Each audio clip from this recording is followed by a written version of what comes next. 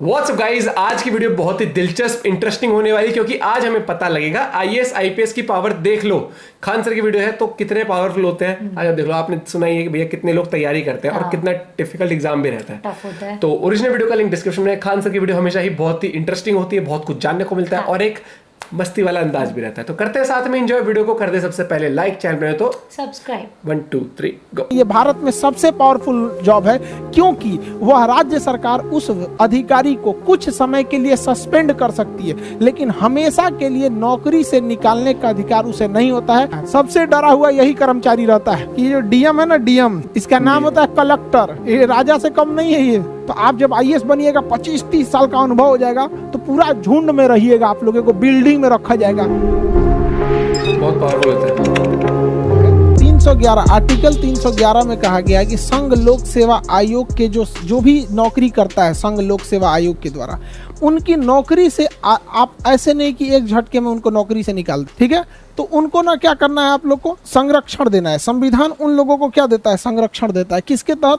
311 के तहत। इसलिए देखिएगा, आईएएस अधिकारी जो डीएम एसपी होते हैं, इन लोगों को नौकरी से निकालना काफी टफ हो जाता है। जो डीएम वगैरह होते हैं, डीएम एसपी मजिस्ट्रेट, इन लोग को नौकरी से निकालना काफी टफ हो जाता है। क्योंकि अगर आपने यूपीएससी या स्टेट पीसीएस के थ्रू क्या लिया है, जॉब लिया है, तो आपके लिए संरक्षण का अधिकार किसमें है? 311 में है। किसमें दिया गया है? 311 में दिया गया है, ठीक है। तो संघ लोक सेवा आयोग या फिर जो भी राज्य लोक सेवा आयोग है, इनके कर्मचारियों का संरक्षण आपसे पूछ चुका है कि संघ या राज्य लोक सेवा आयोग के कर्मचारियों का संरक्षण आर्टिकल संख्या कितना में दिया गया है? तो आर्टिकल संख्या 311 में दिया गया है। किसमें दिया गया? 311 में। अब हम चलते हैं 312, उसके बाद चलेंगे 315। देखिए 312 में क्या कहा है, तो इसको पहले समझते हैं। अखिल भारतीय सेवा क्या होती है? 3 टाइप की नौकरी को ध्यान से समझिए। ये 3 नौकरी, एक होती है अखिल भारतीय सेवा।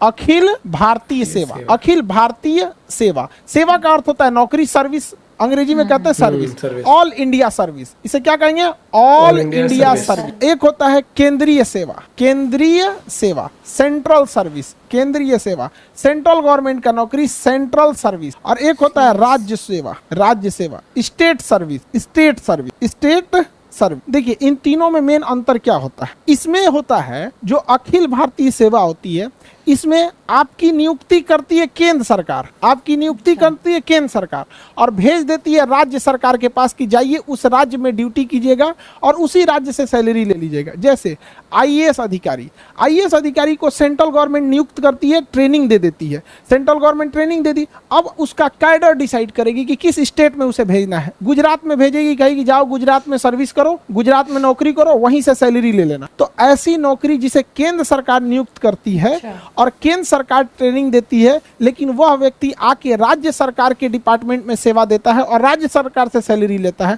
ऐसी नौकरी को अखिल भारतीय सेवा कहते हैं। ये भारत में सबसे पावरफुल जॉब है, क्योंकि वह राज्य सरकार उस अधिकारी को कुछ समय के लिए सस्पेंड कर सकती है, लेकिन हमेशा के लिए नौकरी से निकालने का अधिकार उसे नहीं होता है, अर्थात बर्खास्त, यानी उसको टर्मिनेट नहीं कर सकती है। इतना पावर होता है। अखिल भारतीय सेवा में सैलरी राज्य सरकार देती है, लेकिन नियुक्ति कौन करती है? केंद्र सरकार। सबसे पावरफुल होता है। इसमें कौन कौन आएगा अखिल भारतीय सेवा में? तो देखिए ध्यान से, एक आता है इंडियन एडमिनिस्ट्रेटिव सर्विस, आईएएस अमूमन डीएम लिखता है, आईपीएस लिखता है, और इंडियन फॉरेस्ट सर्विस, भारतीय वन विभाग।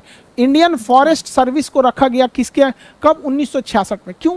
क्योंकि हमें उस समय आभास हो गया कि जंगलों की कटाई इतनी तेजी से चल रही है कि छोटे मोटे कर्मचारियों को वहां के ठेकेदार, विधायक उधायक डरा धमका मिला उला के कटवा लेते हैं सब पेड़ वगैरह। तो वहां आभास हुआ कि एक ऐसे अधिकारी की जरूरत है जो राज्य सरकार या लोकल लोगों से उतना न डरे।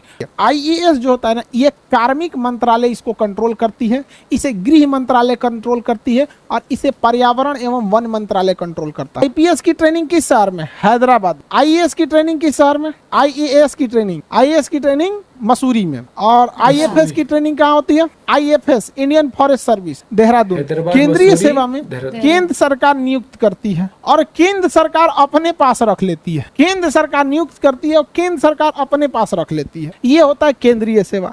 जैसे रेलवे, रेलवे में नियुक्ति कौन करेगा? केंद्र सरकार। ट्रेनिंग कौन देगा? केंद्र सरकार। भेज कहाँ देगा? रेलवे डिपार्टमेंट में।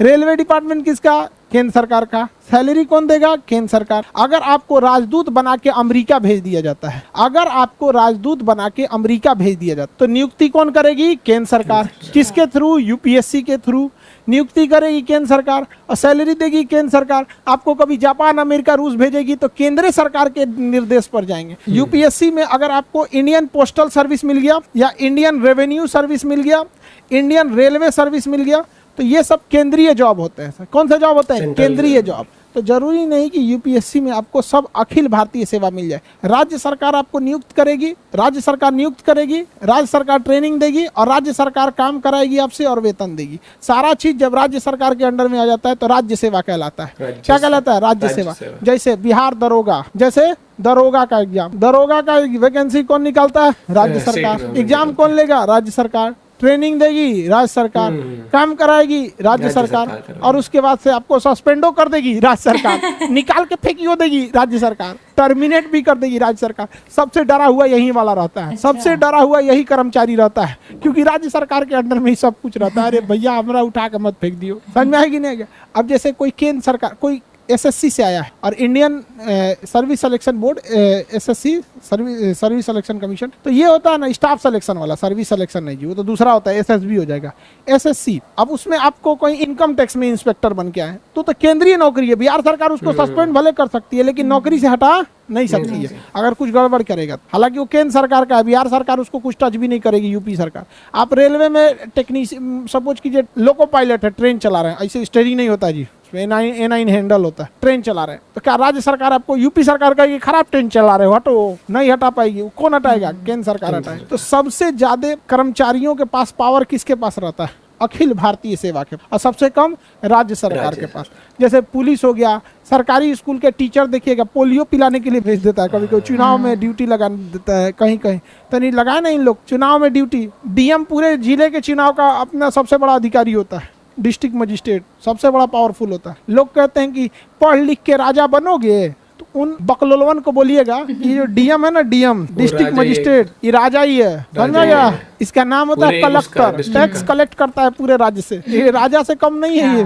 पूरा जिला इसी के अंडर में आता है। तो जो अगर बोलेगा कि पढ़ लिख के राजा बनोगे तो कहिएगा हाँ अभी नाम बदल गया, उसी का नाम है डीएम, और पुराना राजा हो जाएगा तो कमिश्नर, डायरेक्टर, फिर बड़ी ज्यादा जाएगा, additional secretary, joint secretary, secretary, chief secretary. Chief secretary तो बहुत बड़ा पावर होता है, समझ में आ रहा है कि नहीं आ रहा? मुख्यमंत्री कोई भी डिसीजन चीफ सेक्रेटरी से पूछ के लेते हैं, चीफ सेक्रेटरी साहब क्या कहना है आपका? तो भैया चीफ सेक्रेटरी बहुत पुराना होता है। ये आईएएस जो निकालते हैं लोग ना, 25-30 साल का जब आपके पास अनुभव हो जाता है, बूढ़े हो जाते हैं, तब आप लोग को चीफ सेक्रेटरी बनाया जाता है। तो आप जब आईएएस बनिएगा, 25-30 साल का अनुभव हो जाएगा, तो पूरा झुंड में रहिएगा, आप लोगों को बिल्डिंग में रखा जाएगा। जितना पूरा आईएएस रहेगा सब ना, यूपीएससी निकाला हुआ, आप लोग कैसे क्लास में बैठे हैं, अभी एग्जाम निकालना है आप लोग को, सबकी ख्वाहिश है यूपीएससी निकाल लें। तो ऐसे ही अलग अलग शहर से कोई यूपीएससी निकाल के आया रहेगा, कोई कहीं पे 20 साल डीएम रहा है, कोई आईपीएस रहा है, कोई कमिश्नर रहा है, उसको फिर बुलाया जाएगा, बड़का बिल्डिंग में उसको रखा जाएगा, उसका नाम रहेगा सचिवालय। सचिवालय में सब ऐसे ही सब बड़का रहता है, उसी सबसे डिसीजन लिया जाता है। समझ में आ रहा है कि नहीं? तो काफी बड़ा पोस्ट होता है।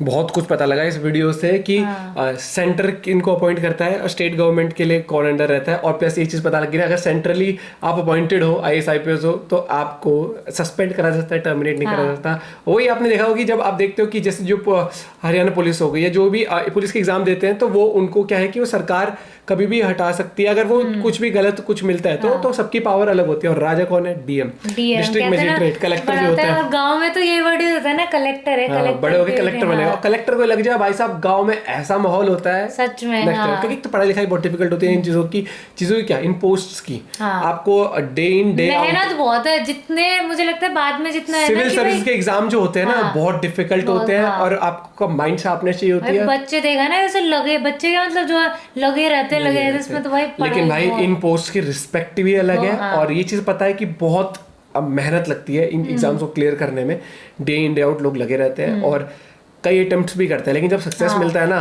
तो वो अलग ही हो, जो सेटिस्फैक्शन बंदे को मिलती है, प्लस जो रिस्पेक्ट है ना, एकदम 4 रिश्तेदार पूछते हैं कलेक्टर लग गया, आईएएस बना, आईपीएस बना, वो चीज वाली बात है। और बाकी खान सर ने आज हर एक चीज बताई, तो आप लोग को भी काफी चीज क्लियर हो गई होगी।